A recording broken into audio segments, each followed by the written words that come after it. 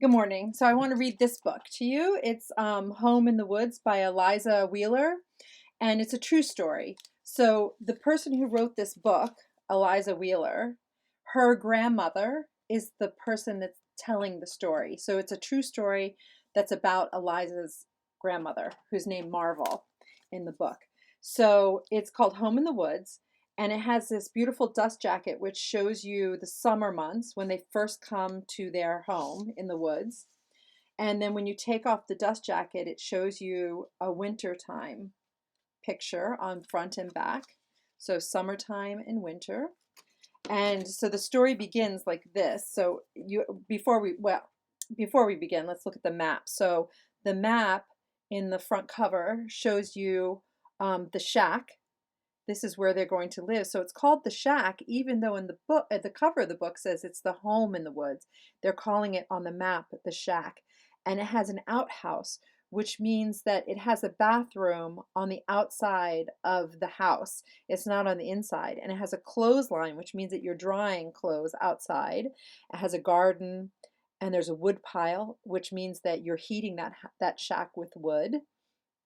And there's no running water. Look how far away it is from anything that you can see. All the way over here is the neighbor's farm, which is the Erickson farm. Here is the railroad track. So they have a trout pool and a beaver lodge, and they have a berry patch. That's convenient. It's kind of close. They have to walk a far way past this circle of pines and the little curve and the steep hill, and follow the deer paths and the deer and a rest spot when they go on their hikes.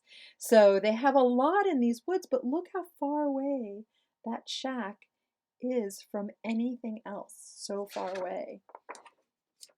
So it's called Home in the Woods, and this is my family.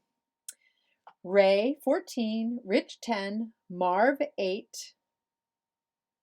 Dal, 2, Eva, 3 months, just a baby, Mom, 34, B, 12.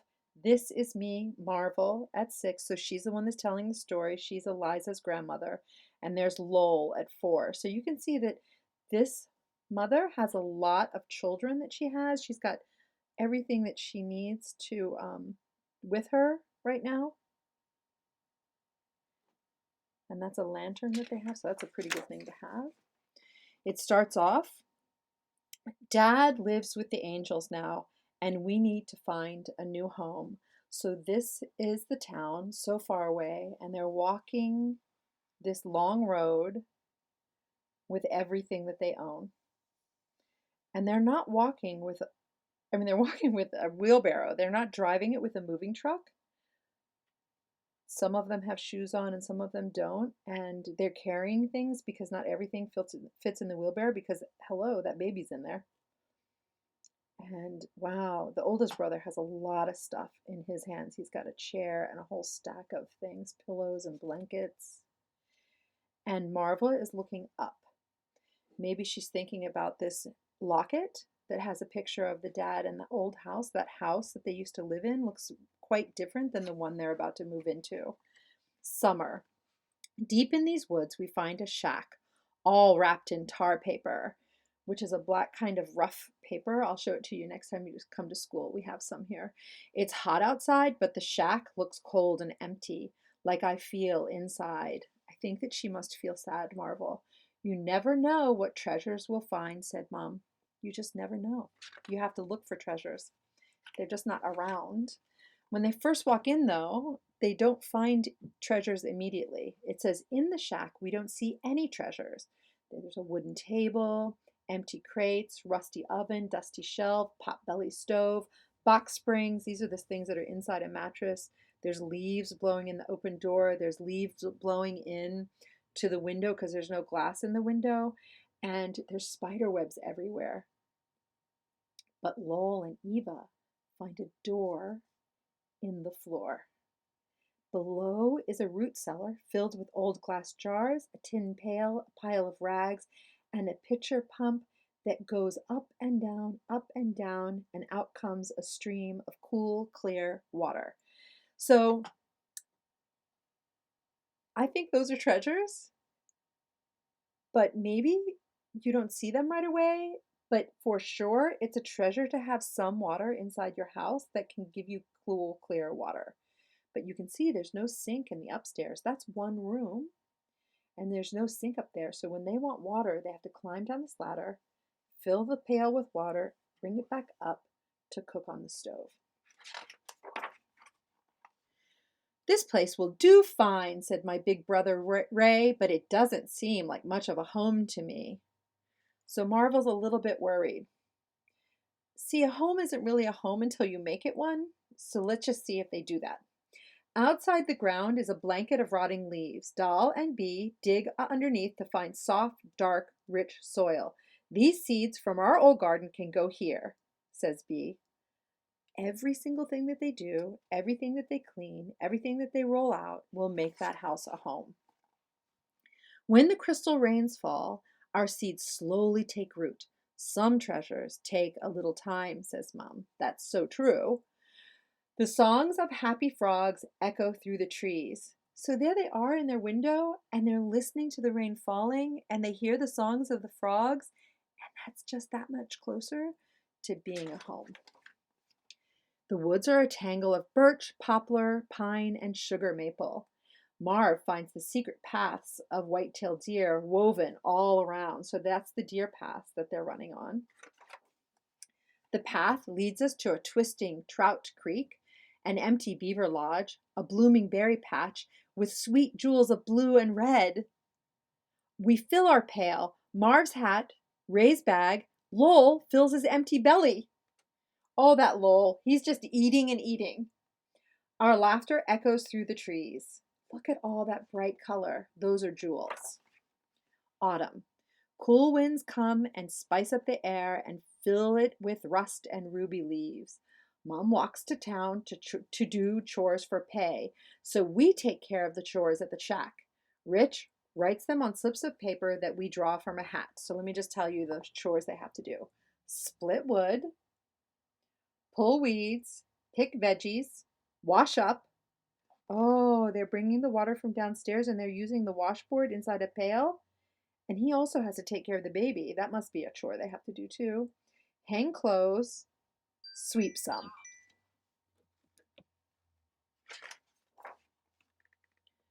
We fill the glass jars with Mom's berries, preserves, and the harvest from our garden. We'll save them for winter and stack them in the cellar like buried treasure. Now this house looks completely different than when they first came. When they first came to that place, look how different it looks. Those are jewels inside there. That is treasure. It's buried too, because it's in the root cellar. Look how happy that baby is to sit on the table and eat carrots. Okay, when we need more supplies, we head to Bennett's General Store. The windows are full of marvelous things. So let me just tell you what they're telling you is in there. Catalog dresses, see those fancy dresses? Pearly sweets, which are candies, shiny tools, wind-up toys, and here's the children lined up looking inside the window. Now, some of them have shoes on and some of them don't. And they just look at all of these things. Mom's chore money can only buy some basics. So they can't buy these things. They have to buy this. Let me just tell you. Baking flour, that's good, that you need that. Soap flakes, oh yeah, you need to be able to wash yourself and wash things. Lamp oil, yeah, you need to have something that lights up your kitchen when you're in there to cook. We say nothing at all on the long walk home. And I think, what are they thinking about when they're not talking on their way home? Do you think that they're thinking about the toys that they didn't get? Maybe. Maybe they're thinking about the candy they didn't get? Maybe. Or maybe they're thinking about what they're going to play when they get back. Back at the shack, we invent a new game, General Store. We can buy anything we want. Rich is the banker, so he's using the leaves as money. Marv pumps gas. They're using the wheelbarrow as the car, and they have a stick tied to a string to a bucket that's going to be the gas pump. Bee sells fine hats, so she takes all their hats and she puts flowers and leaves on it. Lowell is the jeweler. He's putting together some beautiful jewels with glass that he has found in the forest, and I display mud sweets. Oh, Marvels must be expert at mud pies. These children are playing just like you play. Our laughter echoes through the trees once again. Oh, they're happy. They're so happy. And that's good because here comes winter. And you know, winter's hard. And we knew winter was coming because it's on the cover of this book. And it says, winter, the days are dark and bitter winds blow. So in this place where they live, they get a lot of snow. Not like here, but we all know that the days get dark. So fortunately, they bought lamp oil so they can see in the dark. And here, just like in Red Mare, Ray and Marv trek out to hunt for food. They have to walk a really long distance, and they're using the word trek because they have to remember where they're going and how to get back. Oh, it's so cozy inside. Bee huddles in the lamp's glow. Mum teaches her that scraps put together make colored patchwork. Oh, they're taking all the scraps from the root cellar and they're making a quilt.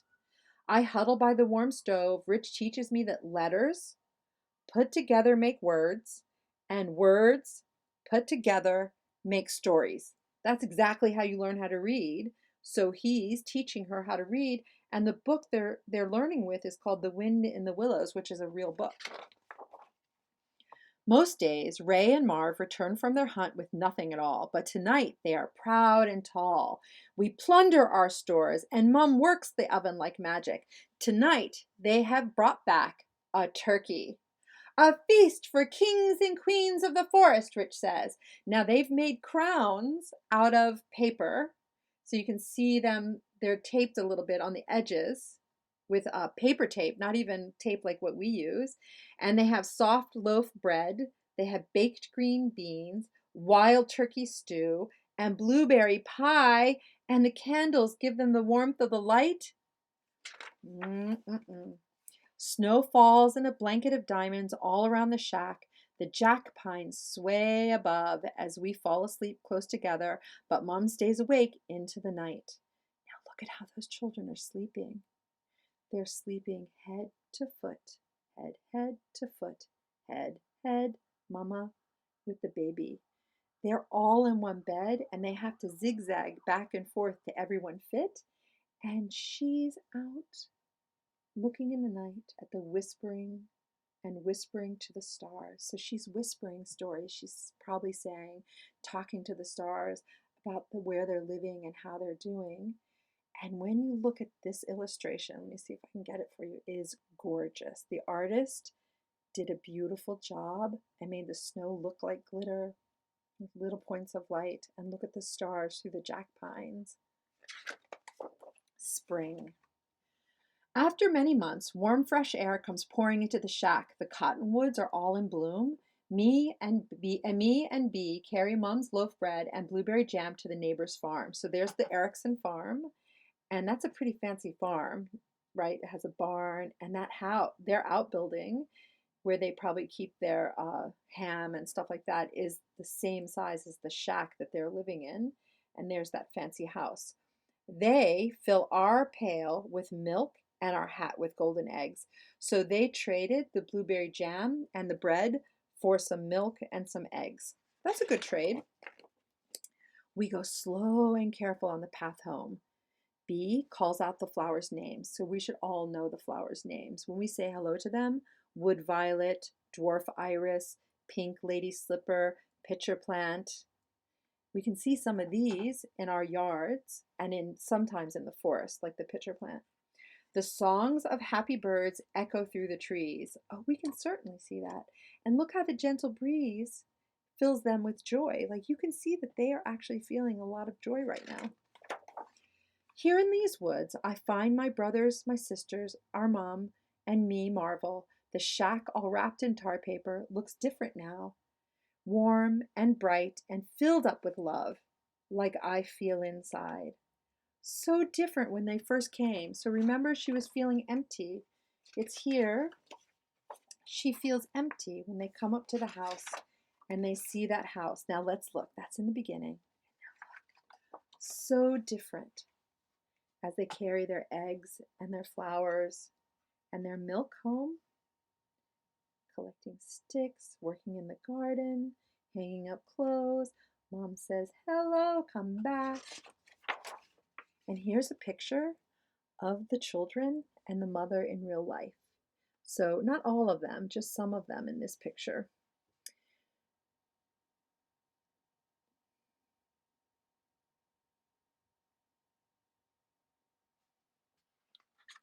Thank you.